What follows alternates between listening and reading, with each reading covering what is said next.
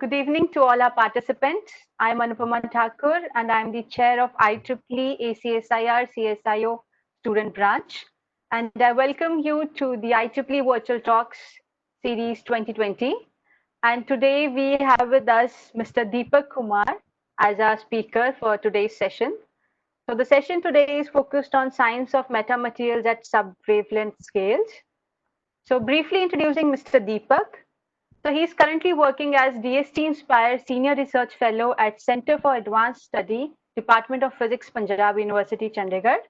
He completed his BSc Honours degree in Physics from Rajmas College, University of Delhi in 2013, followed by Master in Physics from Department of Physics, Kurukshetra University, Haryana in 2015. He worked as research intern at Institute of Plasma Research, Gujarat, Aryabhatta Research Institute of Observational Sciences, Nainital, IIT Guwahati, IIT Ropar during 2013 and 15. Then he joined as Junior Research Fellow at IIT Guwahati from 2015 onwards for a period of around 1 year on the project on metamaterials. And then he was awarded DST Inspire Scholarship thereafter, and he has been also awarded DST Inspire Scholarship from 2010 to 2015. He is the recipient of many awards, including Outstanding Performance from HBSC Board during 8, 10, 12 standards for being first position in district, and Award of Brilliant Student for being second in state in class 10th, and then various other awards. He has also been awarded distinction for Best Paper and Certificate of Best Oral Presentation from Honorable Vice Chancellor of Punjab University in 2017.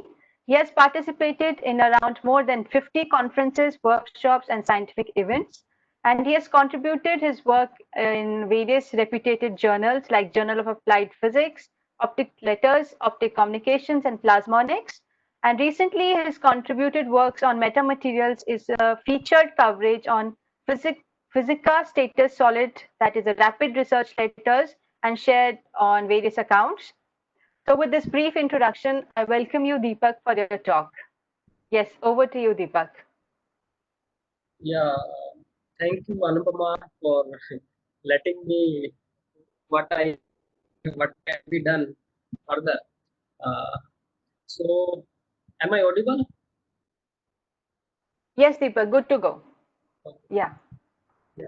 So we are going to discuss today on metamaterials at sub-wavelength scale. So, what is the science which is acting in the background of the metamaterials? So, okay. So, if I go to the outline of the talk, so we are going to discuss the interaction of the light with metamaterials, like how they talk with each other, how the resonance gets excited in the meta atom, and if we have more than one meta atom, that is meta molecule, how the things happen at in the meta molecules at unit cell level, and what are the opportunities which we can use from these metamaterials and look for applications. So this is a broad outline. So, so the first thing, if I talk about what is metamaterial, so it is an arrangement of artificially designed structures. The purpose is to create those properties which are not in direct access with the materials which occur in nature. So there are many materials, there are many natural occurring materials, and they are showing their response in some electromagnetic spectrum, right? So, but still there are some certain portion in which we don't have any response because we don't have any material. That's why we artificially design structures that are called metamaterials. So the beauty of the metamaterial is it takes its property from the structure rather than the components from which it is made up of. If I go to a quick history, so the field starts around 1968 when the Vesselgo proposed a medium which is showing negative index of refraction. I will talk a little on this in the further slide. So this is basically a proposal in 1968. Then the thing starts moving, and in 1999, Pendry proposed theoretically a structure which is showing a magnetic response. And the excitation is that this structure which is showing magnetic response is made up of non-magnetic components. This is something new. You are getting a magnetic from the non-magnetic things. In 2000, Smith and his co-workers moved ahead for the experimental realization of the metamaterials. So that's how the metamaterial journey started. So you can see these two pictures. As in conventional material, we talk of electron, proton, nucleus, because these are the basic constituents which build a material. So we start talking of electrons and these fundamental constituents, and you know, as the number of free electrons changes in a material, the properties are going to change. So in the same way, we can treat this metamaterial structure, which basically metamaterial are the geometries. So I will use the word geometries. So we can treat these geometries which are artificially designed as a fundamental element. And if we make a change somehow in these geometries, the properties are going to change. This is the basic idea which lies at the bottom, that you make a structure, you make a geometry, you change its dimension, you change its shape, and things are going to change. Okay. So if I give you an outline, like what are the phenomena which has been realized so far using metamaterials, are anomalous refraction, electromagnetic induced transparency, broadening of resonance, polarization conversion. Polarization conversions, I will touch a little out of these. Like polarization conversion means if you have a like circularly polarized light, like left polarization or right circularly polarized, so you can interchange them, you can interconvert them using this structure. You can excite high quality phonoresonance.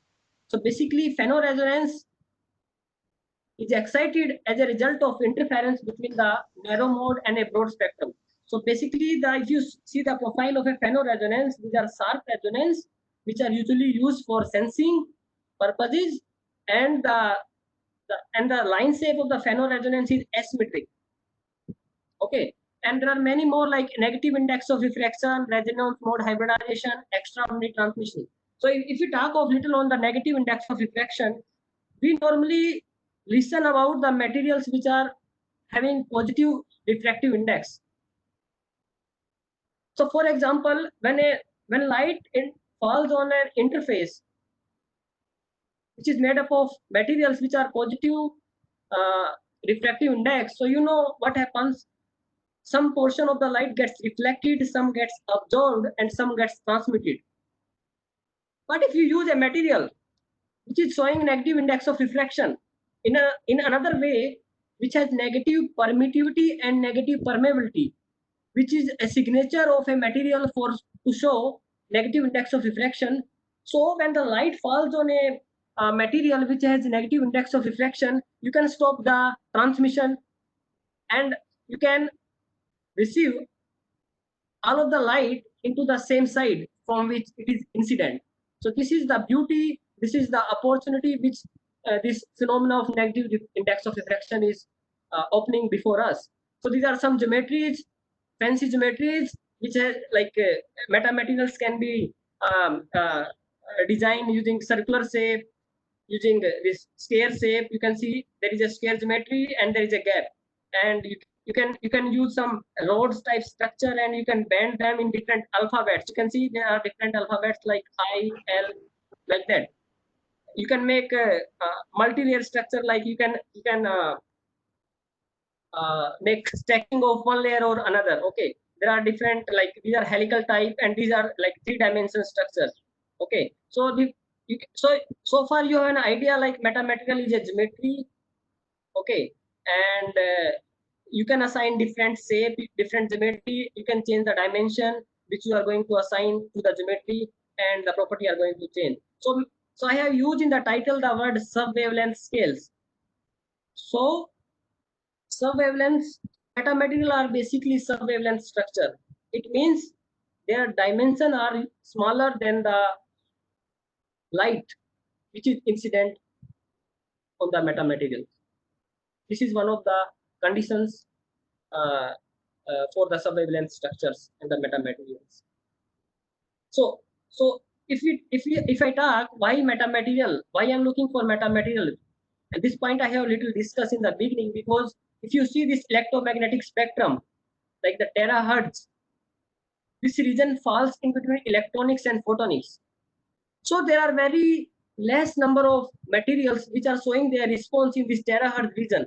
So this terahertz region lacks of applications. So we have to target, we have to look for such materials which can show their spectral signature in this terahertz range. That's why we artificially design such structures, and they are called metamaterials. So there are many applications using metamaterial. We can design antenna, absorber, super lens for the high quality imaging.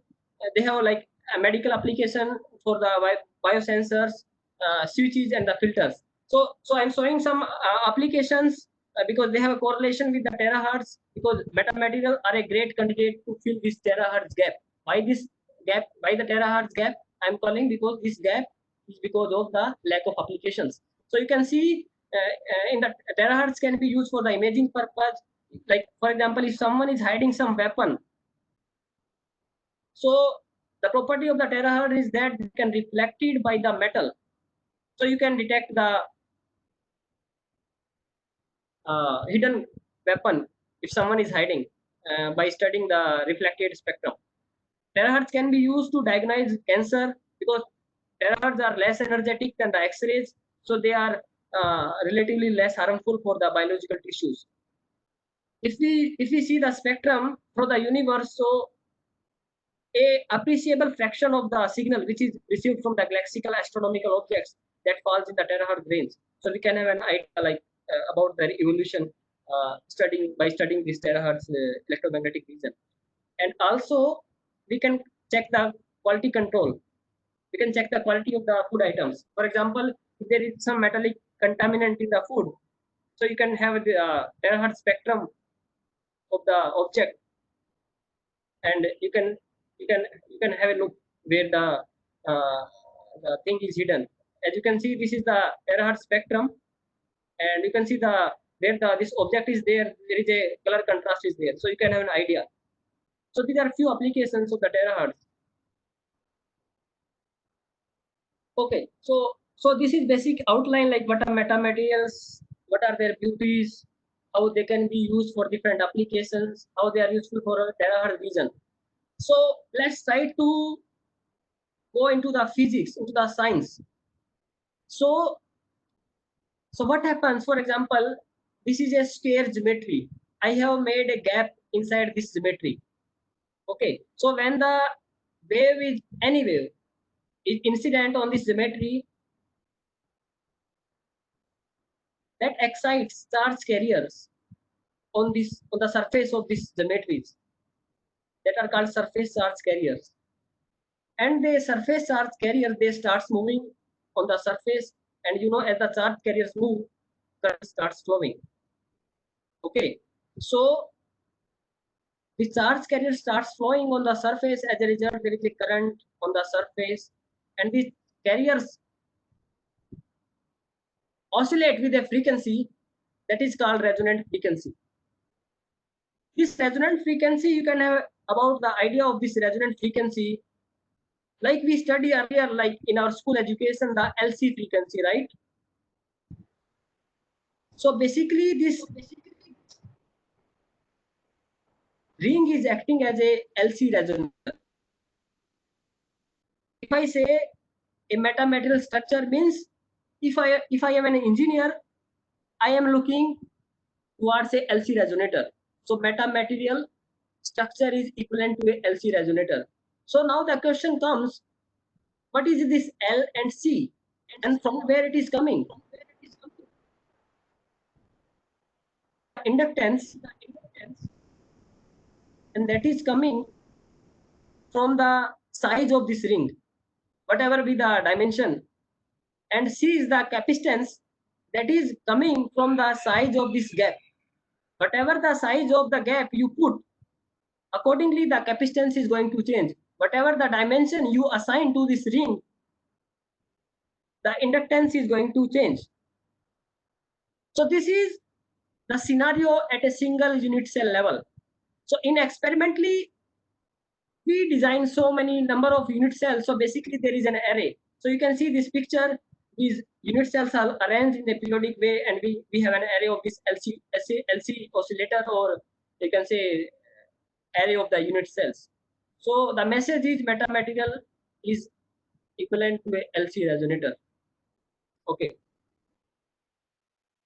Talk of the fabrication, how these metamaterial resonators are fabricated. So there are many processes, lithography processes like electron beam lithography. We use at our end photolithography. So basically the steps are like, we take a clean silicon wafer, we deposit photoresist on this using the spin coater. So this photoresist is a light sensitive material. That's why it is called photoresist. Okay. So in the next step, so now we have a silicon wafer on which this photoresist is being put. So in the next step, we put this photoresist coated silicon wafer at the bottom, and there is a mask is put upside of this silicon wafer. This mask is having the details of all those structures which we are going to print. And at the top, this is called UV lithography or photolithography. So from the top, ultraviolet light radiations falls on the mask, they penetrate through the mask, they penetrate through the designs which are there in the mask, and incident on the photoresist coated silicon wafer. As a result of the interaction between the light and this photo light sensitive material, the patterns which are there in the mask that gets printed on the wafer. Now we have to develop those patterns. So we use a chemical that is called developer. There are many types of developer as per the objectives. So after checking the developed pattern in a microscope, if we are okay with that, we go for the next step, that is deposition of the metal. So we use at our end electron beam deposition technique to deposit metal on the silicon substrate. Okay. So after depositing the metal, because we don't want metal at every throughout the silicon substrate, you can see this yellow portion. This yellow portion is a metallic portion, and there is a space between the arms where there is no metal. So you can see from here, we don't want metal everywhere. We don't want a thin uniform film of metal. That's why this phenomena is termed as structuring the matter. We are providing a structure to the material. We are not depositing a uniform layer. We are providing a structure, and you can see in this case, this structure is in the form of a sphere and having a gap. So after depositing the metal, we have to remove the metal from certain portion. So then we put the this silicon wafer in a solution, okay, and then remove the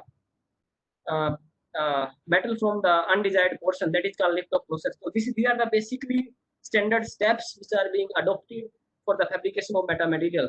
So if after the fabrication we go for the this characterization part, so we use terahertz time domain spectroscopy. So this is the general sketch of a terahertz time domain spectrometer. So basically the transmitter and the, so you can see the transmitter and the receiver. So the transmitter and receiver both are semiconductor based antenna. So like indium gallium arsenide, indium phosphide. Okay. So what happens? There is a femtosecond laser that is being used. So in our case, this is the specification 1560 nanometer, repetition rate 100 megahertz and 60 femtosecond. So these are the specification of the femtosecond laser. So what happens? first, the femtosecond laser is being split into two parts. One of the part is directly going to the receiver end, and another part is incident on the semiconductor based antenna. So as per, because this is semiconductor, there is a band gap. So this incident laser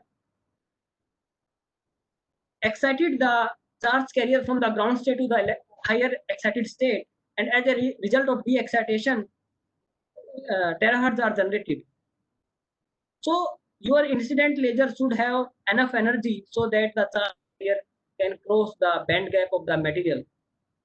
So you have a interrelation between the laser specification and the semiconductor, which is used as an in the transmitter part. Okay, so the femtosecond laser falls on the semiconductor antenna, and from where the terahertz are emitted, and that is being focused using parabolic mirrors, and then finally reaches to the sample. This is the sample. Okay, and after penetrating through the sample, that is being focused and comes to the detector end. So you know there is a signal. I have told in the beginning, the femtosecond, one part of the femtosecond laser is directly coming to the receiver end, and one is coming via passing through the sample. So there is a modulation in the signal.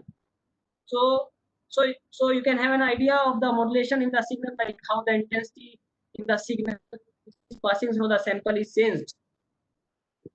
Okay, because you have two beams. One is directly coming at the receiver end, one is coming from the sample which is modulated. So that's how you do the measurements. So this is a basic profile how a terahertz signal in the time domain looks like. Okay, so these are, so far I have discussed how the metamaterials are fabricated and how we can use the fabricated geometry for the characterization purpose. Okay, so okay, let's discuss a problem here. So you can see this ring. This is a square ring, and there is a gap in the ring. So when let's talk of the terahertz. So when the terahertz radiation is incident on this ring, charge carrier are excited and they start moving on the surface. Okay, and at the detector end, we receive this transmission spectra. So you can see there are two curves in the transmission spectra. One is blue curve for the orientation 1, and another one is red curve for orientation 2. So what is the meaning of these two orientation? Orientation 1 means the polarization direction of the electric field in the incident terahertz beam is parallel to the gap. You can see here, orientation 1, electric field is parallel to the gap. So there are two things. Either the electric field can be perpendicular to this gap or can be parallel to the gap. So if the polarization of the electric field is parallel to the gap, so we are getting two resonance, this first and third resonance. You can see orientation 1, first order, third order, and the polarization is parallel to the gap. And when you change the polarization to perpendicular to the gap, so we are getting those two resonance which are excited earlier that are no longer there, and we are getting a new resonance, and this resonance lies between first and third, and hence it is second order resonance. So what happens? You can see this yellow picture at the top. I have written here first order resonance. You can see this is the distribution of the surface currents which are excited on the surface as a result of the interaction of the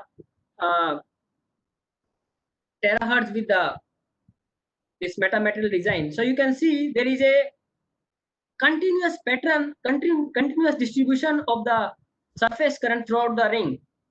So there is a closed loop, like the pattern, like the charge carriers are starting from here and they are covering the whole ring. So there is a single type of distribution of the charge carrier for this first order resonance. And in the third order resonance, like this one around 1.4, you can see there is not a single type of distribution. The charge carrier have aligned themselves in three types of distribution. This one, this one, this one. So there are three types of distributions. And if we see for the second resonance, like which lies between the first and third around 1.1 or so. So there are two types of distributions are there. So you can see this case is polarization sensitive case.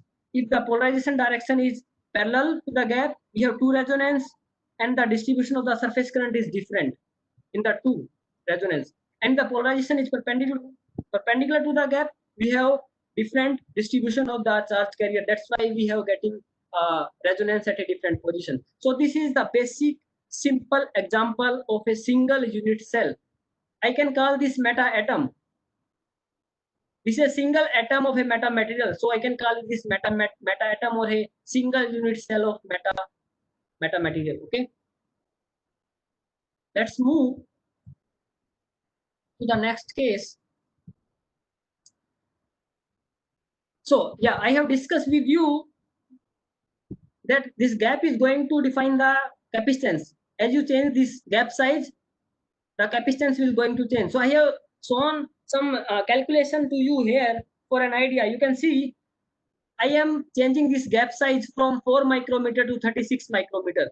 So as you change the gap, for example, as you increase the gap, the capacitance is going to reduce. And as the capacitance is going to reduce, the frequency is going to increase. So you can see with increase in the gap size, we are getting a blue shifting in the resonance. Okay, the same happens here. So this is the basic that equation we use, like C is equal to E naught A upon D. That C is inversely proportional to the gap size. And frequency, like I have told earlier, is 1 upon 2 pi under root of LC. Okay, so that's how the you can see the things are gap sensitive. You change the gap size, you receive a tuning in the resonance. Okay, so okay, let's so far I have discussed a single case of single meta atom. Let's try to move if there are more than one meta atoms. Like that's so we can call this meta molecule because it consists of more than one atom. Okay, so this is the work which recently published in the Plasmonics 2020 this year.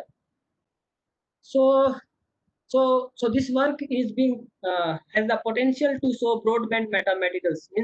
Means the resonance is having a broadband range. Okay, I will show you on the next slide. So the design is basically like this. You can see the MM1. There are two rings, both inner ring and outer ring. Both the rings are closed rings. In the MM2, inner ring is kept same, and there are two gaps. These two gaps are put in the outer ring. In MM3, inner ring is kept same, and the size of the gap is increased from 6 micrometer to 12 micrometer. So you can see from MM1 to MM5, in all the structure, the inner ring is kept same, and changes are made in the outer ring in terms of putting gaps. These gaps are called split gaps, or you can call them capacitive gaps because they act like as a capacitor. So this is a picture of the metamaterial array which is being fabricated. Okay. So this is the like schematic, you can say, like when the terahertz are incident on this array, so that interacts and you receive the transmission signal, like how much what is the transmission of the incident wave through this array of the metamaterial. So okay, this is the transmission features which is being recorded using this terahertz spectrometer. So in the A, this is the experimental finding, and in the B, these are the simulations. You can see both match reasonably well. So okay, what happens, like you can see for MM1, this black curve you can see. So it is showing two resonance. For MM1 means I am talking of this case when the both rings are closed. So for MM1 case, when the both rings are closed, we are getting two resonance shown by this black curve. First resonance around 0.7 and second around 1.3. And there is a peak, transmission peak, which lies between these two resonances. As I move from MM1 to MM2, you can see the first resonance gets blue shifted, while the second resonance almost remains at the same position as it was in the case of MM1. And one more change is there. Also, you can see this transmission peak is also getting reduced in the intensity. Further moving to MM3, MM4, MM5, you can see there is a further blue shifting in the first resonance, while the second resonance remains same and the remains intact at the same position. And the same scenario is being recorded in the simulation results as well. So what is happening? Why the second resonance is not changing? Because we are making changes in the geometry of the outer resonator, not in the geometry of the inner resonator. That's why the second resonance corresponds to the inner resonator. Why? Because I have told in the beginning, the size of this ring is going to define the inductance. And this inner ring is lesser in size as compared to the outer ring. So it has a less inductance. And if the inductance is less, L is less, the frequency will be more because frequency is inversely proportional to L. That's why this resonance around 1.4, which has been remained same in all the cases, correspond to the inner ring. Okay, and because we are making changes in the geometry of the outer ring, that's why because if we are making changes in the geometry of the outer ring, so what happens, like from mm1 to mm5, this gap size is increasing. If the gap size is increasing, the length, you can see the length of this ring, effective length of this ring is going to decrease. As a result, the inductance is going to decrease. And if L is decreasing, we are getting a blue shifting in the resonance. Okay. So these are the observation, like blue shifting of the first resonance from 0.74 to 1.16. So you can see the case of MM1 and MM5. So from in MM1, there is a first resonance, there is a peak, and there is a second resonance. And there is in MM5, you can see there is a single resonance. There is no, this transmission peak is no longer there. So you have a broad resonance. This transmission peak for MM5 gets diminished and you are getting a broad resonance, a single broad resonance. That's why this work is claimed to showing the potential of broadband metamaterial. So it is showing the signature of broadband resonance features as we tailor the gap of the in the outer ring. So you can see these are the observations. Second resonance remains same. Blue shifting is happening. You can see that is observed to the reduction in the arm of the outer resonator because we are making gap in the outer resonator. And you can see broadening is happening. Why this broadening is happening? That is happening because of the excited dipolar resonant mode that I am going to discuss in the next slides. So the message is from going from MM1 to MM5, we are having a broadband signal. So you can see this picture I have shown for MM1. As you know, there are two frequencies for MM1 at 0.69 and another is around 1.4. So you can see for MM1 around 0.69 resonant frequency, the surface currents which are excited in the outer ring. You can see the red portion that is dominant in the outer ring. And at around 1.35, means at the second resonance, as I have told you, this resonance corresponds to the inner resonator. And you can see from here, the surface currents gets dominant only in the inner resonator. There is no excitation of the surface current in the outer ring. That's why I have told in the previous slide, the second resonance has shown its origination because of the surface currents in the inner ring. And can you see the nature of these surface currents? It is like basically a dipole, like plus minus charges separated by a distance. You can see here, it starts from this end and stops here. Same here, it starts from this end and stops here. So at one end there is positive charge, another there is negative charge. So basically the distribution of the surface current is like dipole. That's why in the earlier slide, in the last line, I have said dipolar resonant modes. Okay. So basically what happens? So for the first resonance, outer ring is getting excited, and for the second resonance, inner ring is getting excited. And there is a superimposition between the two modes. and as a result, that's why the broadening is happening. Okay. So I have shown in earlier slide the cases of MM1. Here I have shown some more cases for MM5. You can see here for MM5 also the same scenario is there. Like at the first resonance, outer ring is excited, and for the second resonance, inner ring is excited. Okay. So this is one problem where the metamaterial are showing broadband signature. So I'm moving for the next problem, symmetry broken metamaterials. So symmetry is going to play a valuable role in the metamaterials. For example, you can see the pictures of the fabricated metamaterial here. So there are 4 cases here. So what we have done, you can see this is basically a square. Then we have made 2 gaps in the square. So if we take a close square and then we make 2 same size gap, then it will be a symmetric ring, right? But then what I have done, I have put a cap. For example, in the right side, you can see this plate you can see. Then I am going to increase the size of this plate. For example, here this is 2 millimeter, then here around 2.5, here around 3, and you can see in the last picture it is around 4. This alpha is the asymmetry parameter, because by putting this plate we are introducing asymmetry in the ring.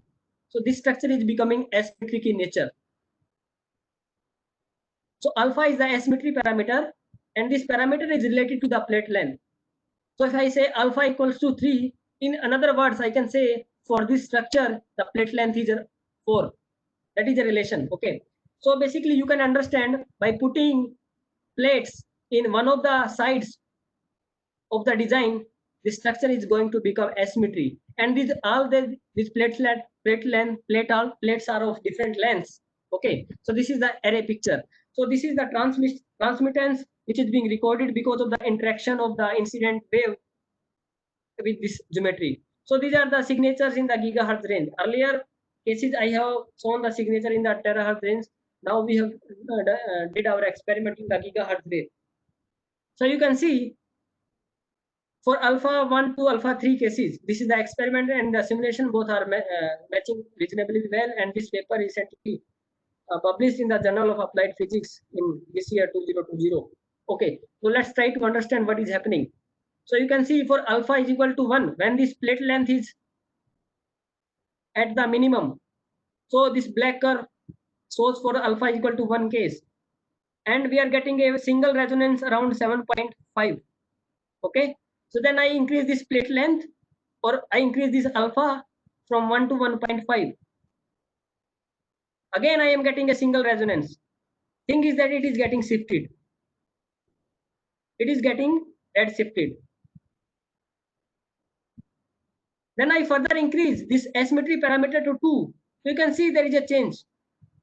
Now I am not getting a single resonance. I'm getting 2 resonance. You can see in the blue curve, first resonance around 6.5 and second around 7.5.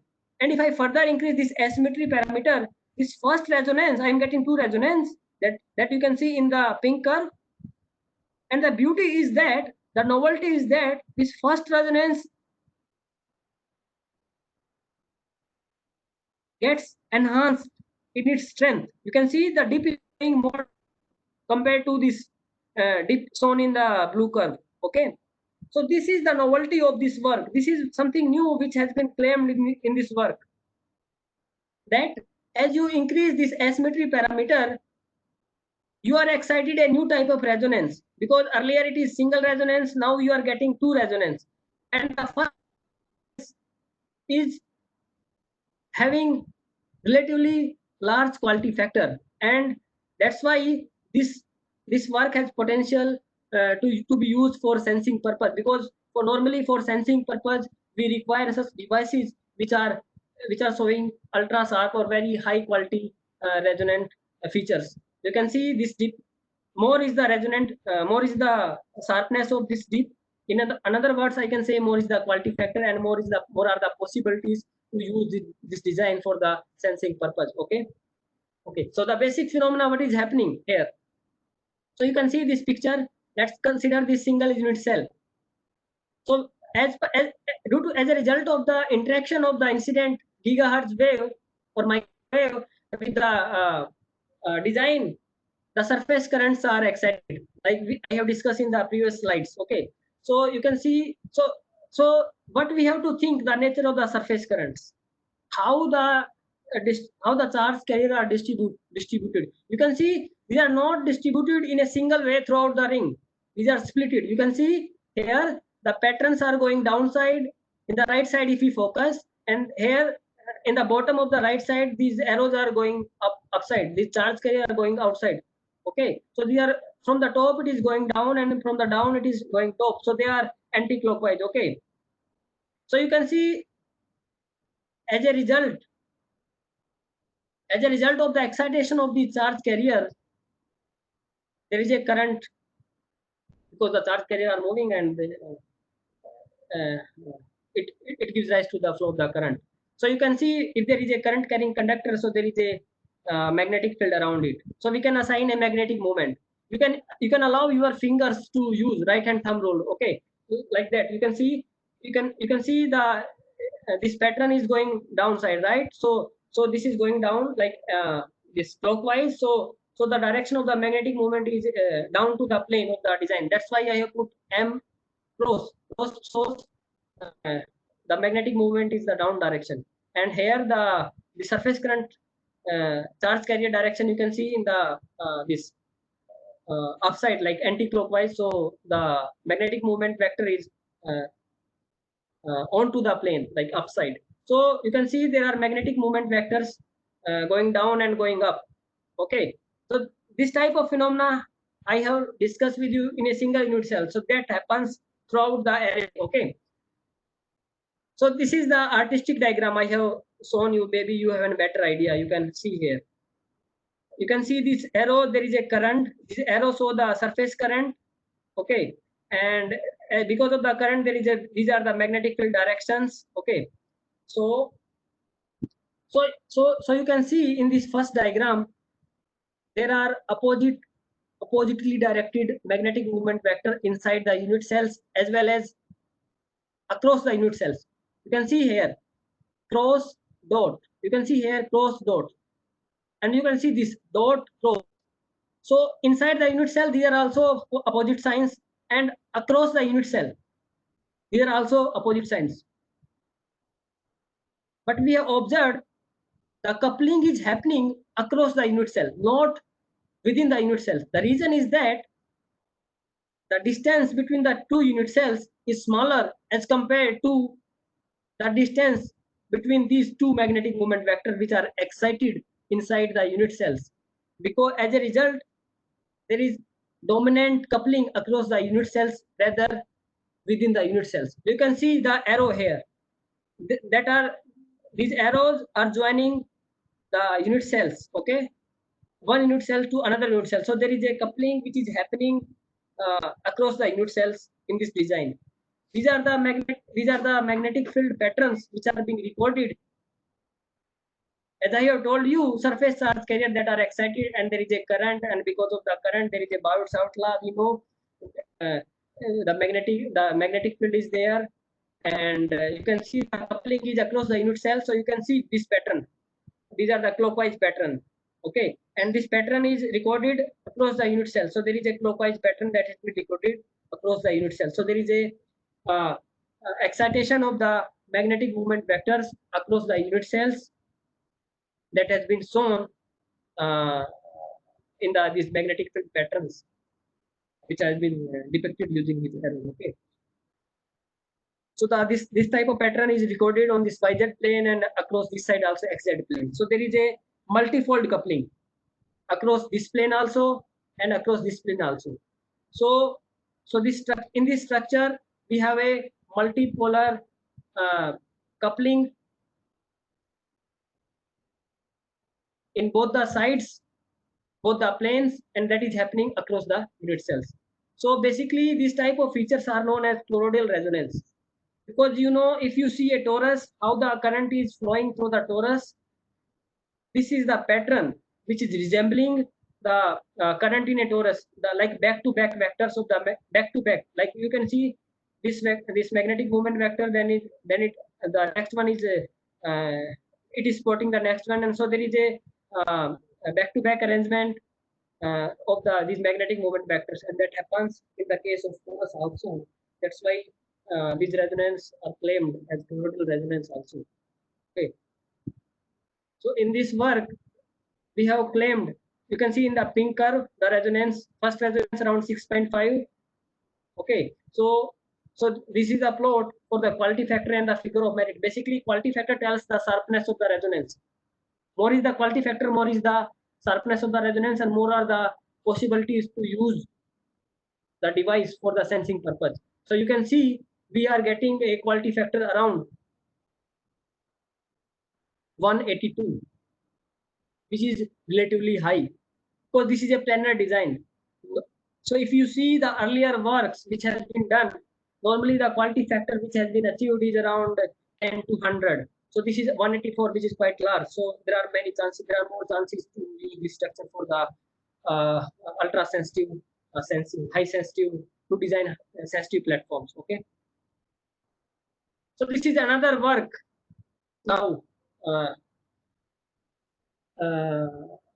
okay, what is the title?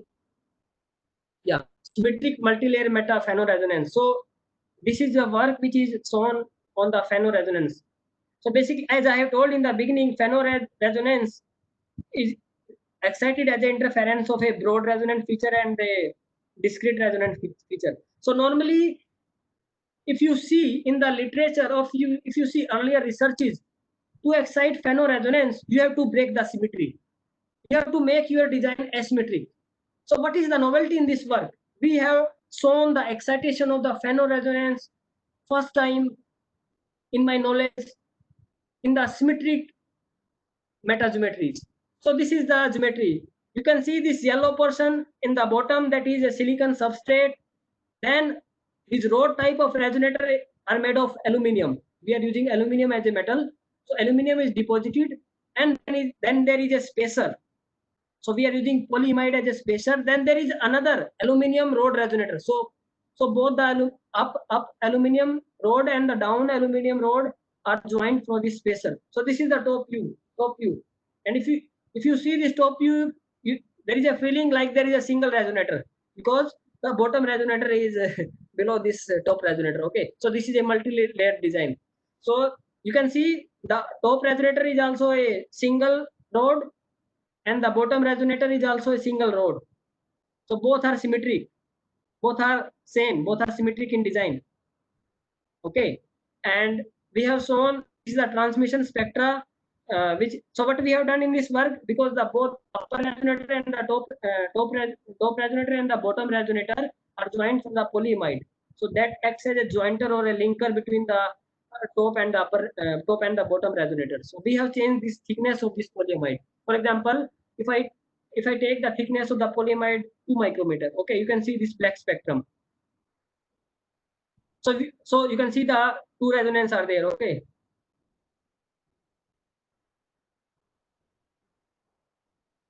So the first one is the dipole, and the second one is the phono.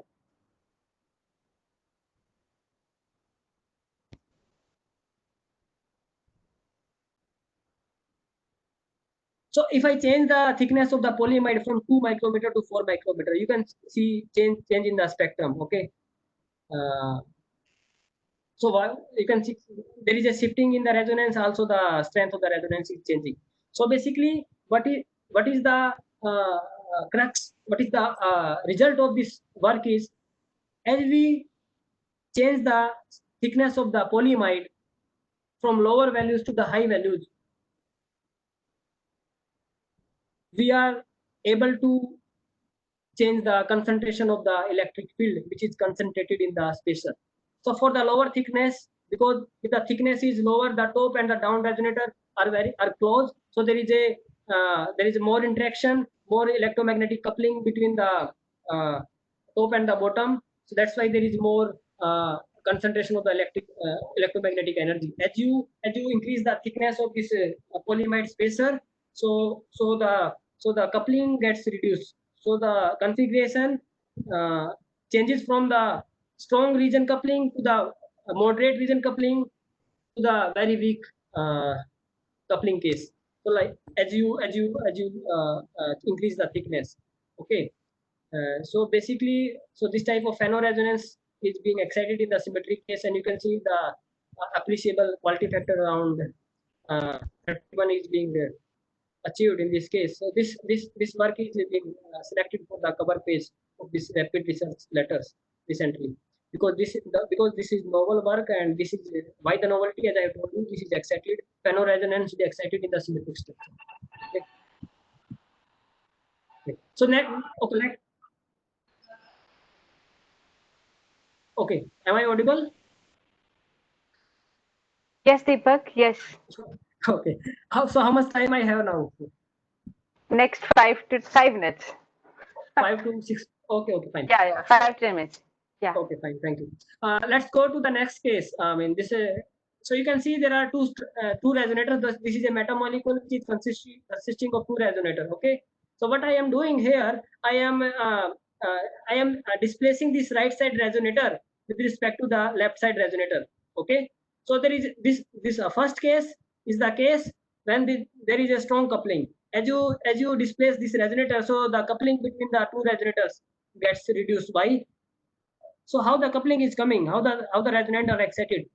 So like for example, if the direction of the electric field of the incident terahertz beam is parallel to the gap of the resonator, the surface charge carrier are excited in this resonator. And because this right ring is in the vicinity of this left ring, so they induce charge carrier on this ring also, like the induction process. Okay. So this on this ring also, right ring also, the charge carrier gets induced. So overall both the rings are getting inductively coupled, because the charge carrier are inducing and they are inductive. Okay. So then the right side ring is being displaced in the downside, and you can see we are getting different designs.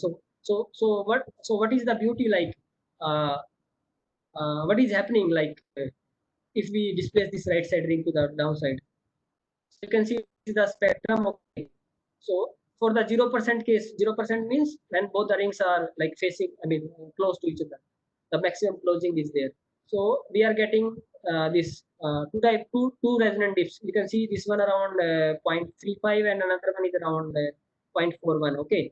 And when we displace this ring, right side ring to the down, like from 0 to 100% displacement, so you can see this blue curve, we are getting a single ring, single resonance. So there are no more two resonance, there are single resonance. Okay. Yeah.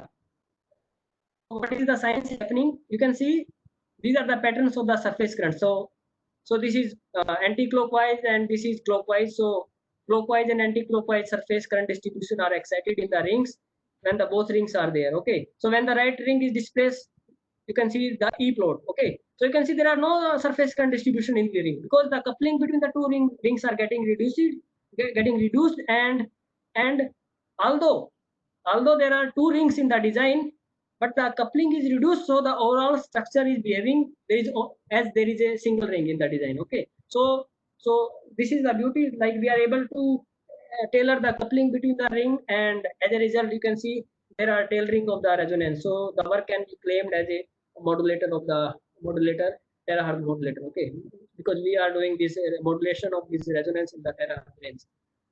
Okay, so if you are thinking from the engineer point of view, you can model this structure in terms of RLC resistor, inductor, and capacitive model.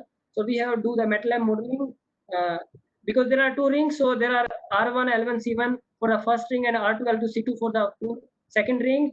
And because both the rings are coupled, so M is the coupling parameter, mutual inductance, which is trying to cover the coupling between the both the rings. And you can see these are the model results, and which are matching with the earlier results which are shown in the previous slides. Okay, so these are the few cases I have discussed with you, moving from single resonator to the coupled resonator case, symmetry broken metamaterial case, phenoresonant in the symmetric designs. So, okay, these are the works so far which we have done, and what are the new trends which are going recently using metamaterials? So recently, physicists engineer an optical mirror made up of only 100 atoms. So you can see normally mirror utilize the polished metal surface, like there are, and the thickness is quite large. So recently, you can see 100 atoms around. The people, the researchers have recently used to design the mirrors. Okay, so yeah, this is a novelty in this work. Is you can see that there are only 100 atoms, and the and the this and the optical parameters are studied. You can see this link because recently it has come around like 2-3 days before. The next one is quantum meta surface that can simultaneously control multiple properties of light. So this is also metamaterial design. I think this is spherical same. I'm not sure. I think yeah.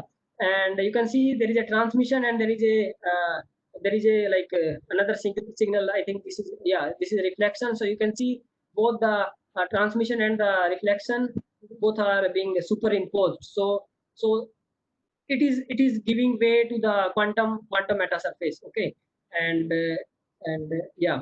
So you can see the quantum interference is a new type of material that can make light coexist in the two different directions. So you can see these two signals, like in the green and in the red, both are existing together. So like you see in the quantum science, quantum physics, there is this superposition state. So this work has the potential to be explored for the quantum calculations or quantum communications.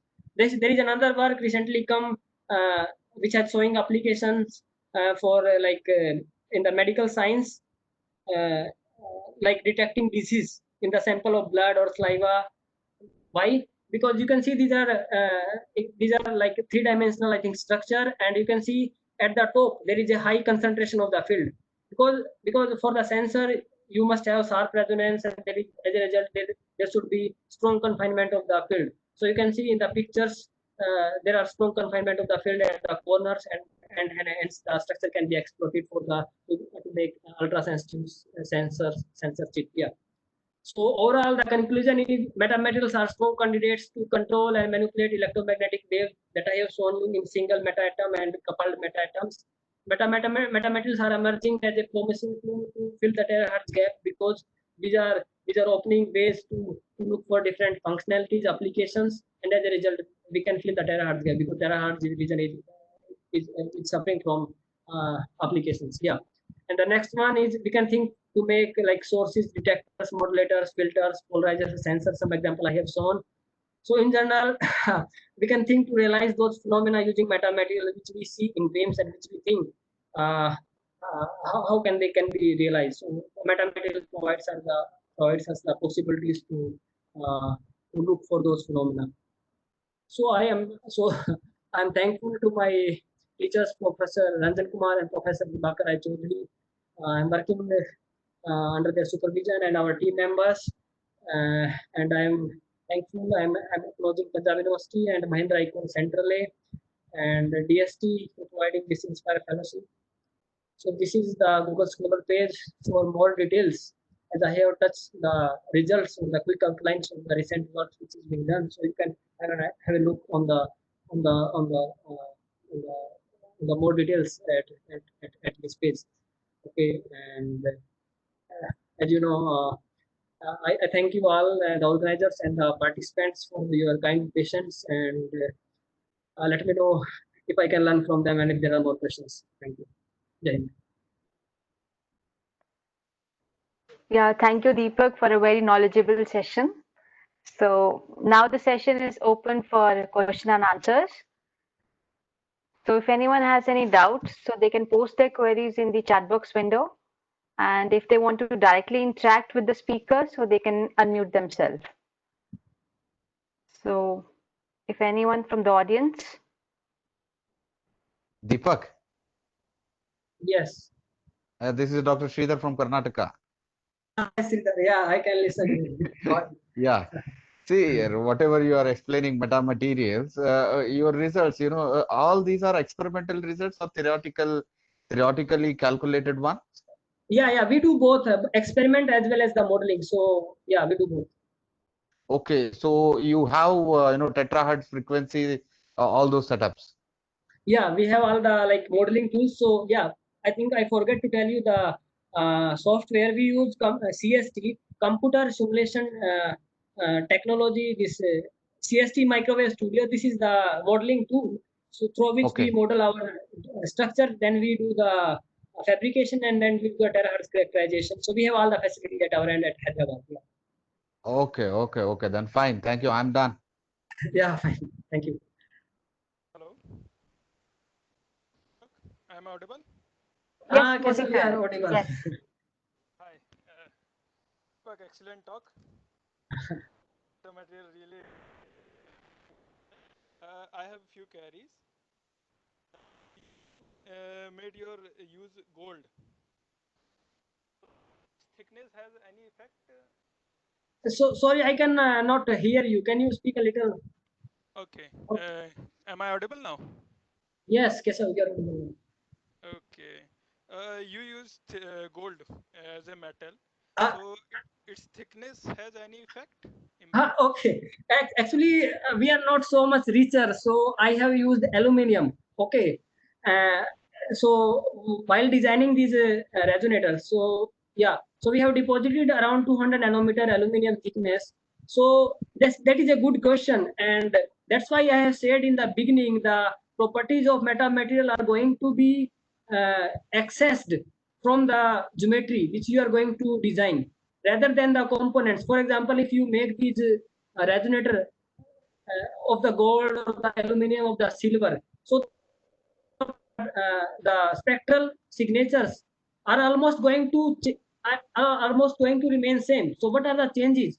Basically, the strength of the resonance is going to change. So for example, whatever the dip in the transmission feature you are seeing, so that gets enhanced and that gets go downside. So basically, if you use different metal, so the strength of the resonance gets changed, but overall the spectral signature remains same. Next one is Are you about getting my voice? metamolecule. Hmm. In that you showed MM1. How it Yeah. works as a LC oscillator? I didn't get because Okay, it okay. doesn't have any cut. So Both circle. okay. uh, yeah, because this is a closed ring, so because it has a dimension, so you can have an idea of the inductance from the dimension of the ring. And still still the charge carrier are excited. Okay, still the charge carrier are excited, because you can see the charge carrier means there is a positive charge in one end and there is a negative charge in another side, right? So basically the excitations are dipole in nature. So you can see like any electronic device, right? It has some resistance because the charge carrier moves on the surface. Okay, and and and and they show resistance. Okay, so in the same way, this is a closed ring, so you can have an idea of the inductance from the dimension and the and also the capacitor also, because this is a general property of any this TLC circuit model. Yeah, these resonator, they act as a like a RLC circuit. Yeah. Thank you. One more question. You use too many lines for introducing asymmetry that Fanos. Can you speak a little louder? Uh, yeah, I observed that you introduced too many design for introducing asymmetry for creating Fano resonance. That was very creative. For that one where you used extra line for introducing asymmetry between Yeah, two C. yeah, So that is plate you are talking. yeah, that plate. So how you define that alpha parameter Oh, asymmetry? Yeah. okay. Alpha is the parameter. So that is related to this plate length. So there is a formula you can see in the paper. Alpha is equal to L minus L naught upon L naught. So L naught is the width of the resonator. Okay. Uh-huh. Okay, am I audible? Yeah, you are audible. Okay, so alpha is equal to L minus L naught upon L naught. So L naught is the width of the resonator in the case of symmetric design. For example, you don't put any plates, so the structure will be symmetric. So whatever is the line width W, so that will be going to define the L naught, and L is the, you know, you are putting the plate some portion up and down, so you can measure, you can have an idea like whatever what is that value, and you can define the alpha from there. You can look in the paper, it is a simple formula I have explained there more. Yeah, you have excellently utilized this COVID time in getting two publications. Oh, very nice talk. Thank you, Deepak. Thank you, Keshav. So any But- other? Audible?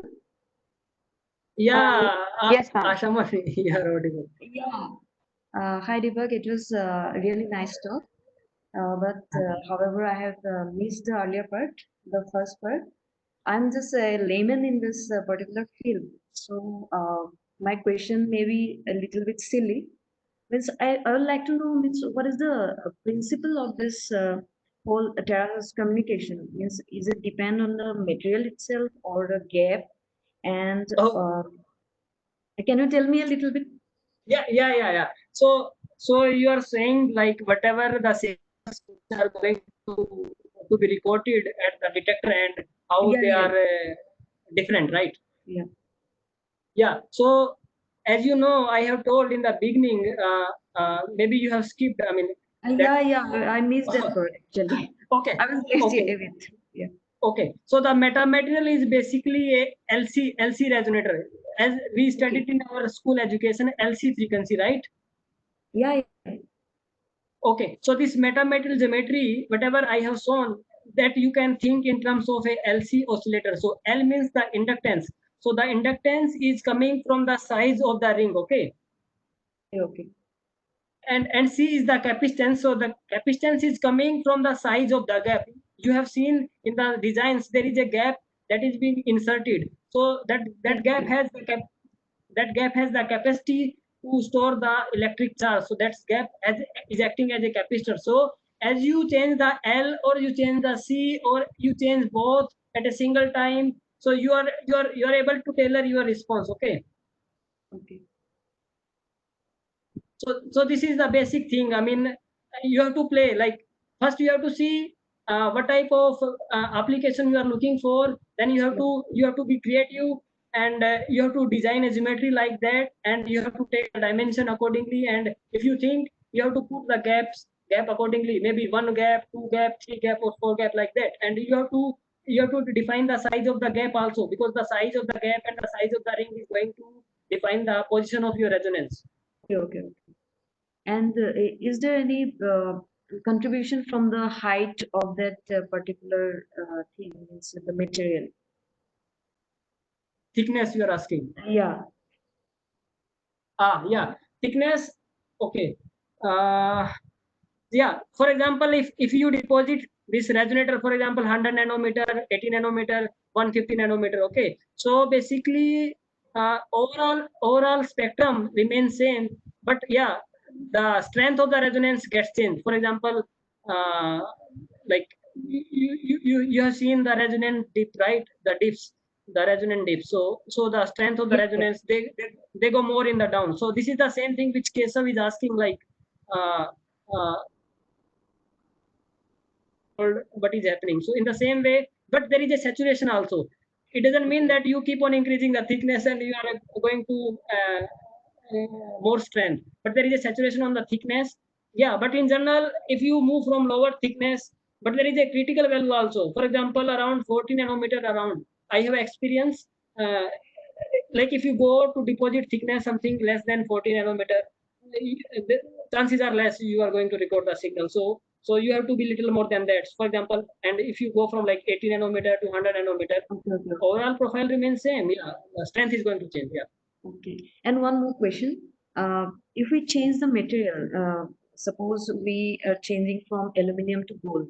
So means there will be change in the modulation, or is there any other thing, means any other Yeah. factor that will be affecting?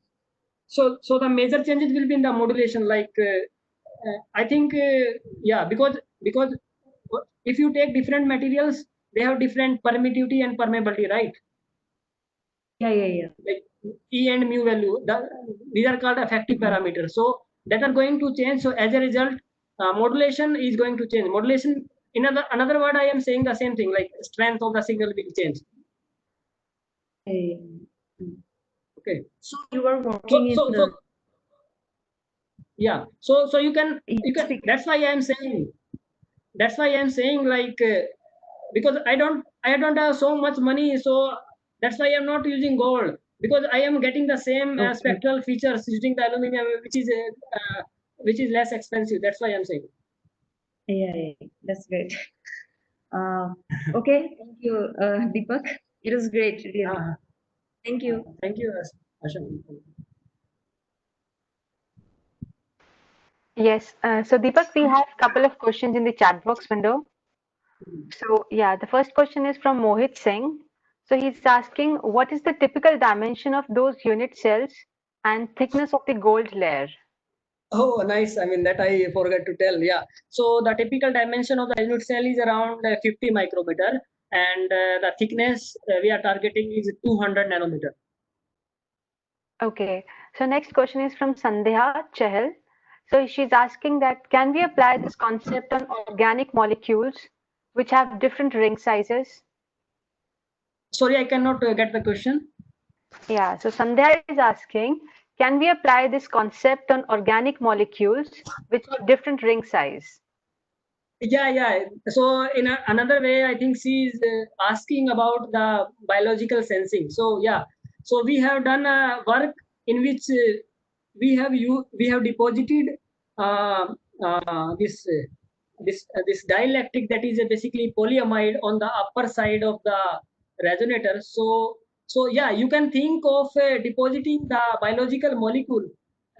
So for example, if you take this ring in the shape of square or circular, so accordingly your response will going to change. Yeah, but you can do the sensing of the biological molecules, and people have done as well using metamaterials, which are showing application in the biomedical science. So maybe she can, or he can, whoever is asking can look for some literature. There are many works on that also. So rest all our appreciation comments in the chat box window. So any other question from the participants who want to directly interact? So before we end up today's session.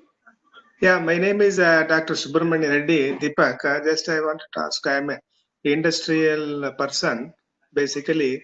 And once you want to, any fabrication is happening as a transmitter and receiver concept of a real sense of communication.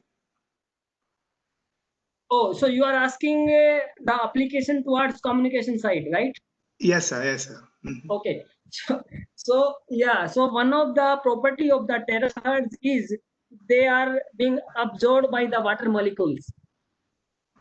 Okay.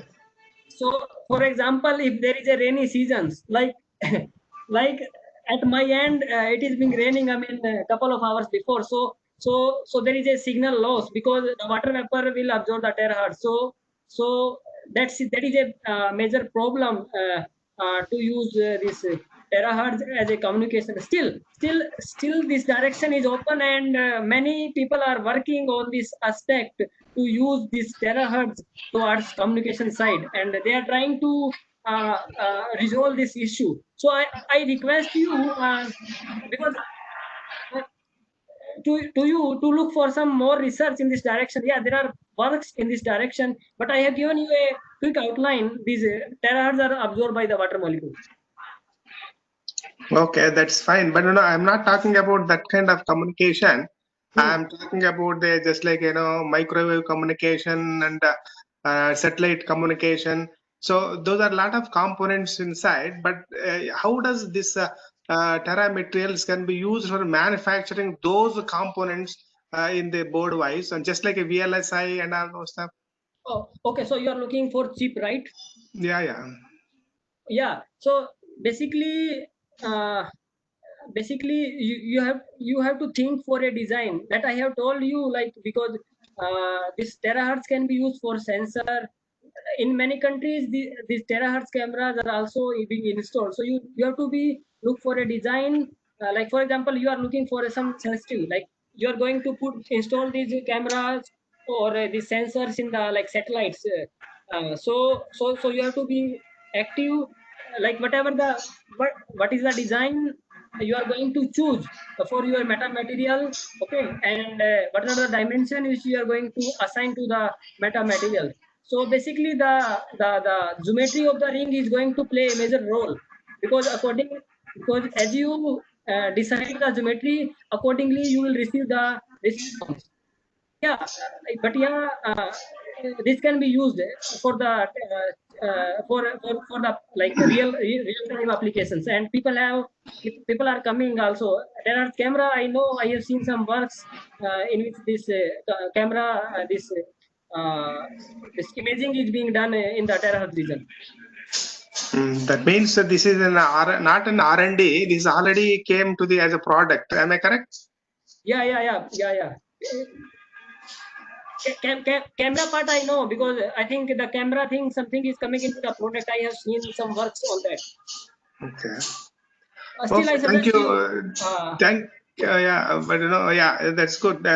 Once it comes as this one, how does the dimension wise compare to the silicon, which is a manufactured thousands of transistors are available in one board chip, and how does the dimension wise vary these materials with already which is existing materials as silicon? Okay. So right now I don't have the like exact values, I mean, which I can tell, because so far we have realized the devices, and the product thing is still to be done. Maybe I can contact you, or you can drop a message. I can tell you the numbers like on the email, possibly. Okay, thank you, Deepak. Really appreciate your speech and all on this mega materials, and really I enjoyed that one. Okay, thank you. Thank you, sir. So I think we're getting late. So thank you, Deepak. Let's thank our speaker and let's thank all our participants. So before we end today's session, I request all the participants to turn on their video. We can have a group picture with our speaker to make this most memorable. So I'm thankful for the organizer, and Anupama, to you as well, as you are leading in this direction. So for providing this opportunity. Thank you, Deepak. So our participants can. So can I do this stop sharing? Yeah, it's fine. I've done. Okay.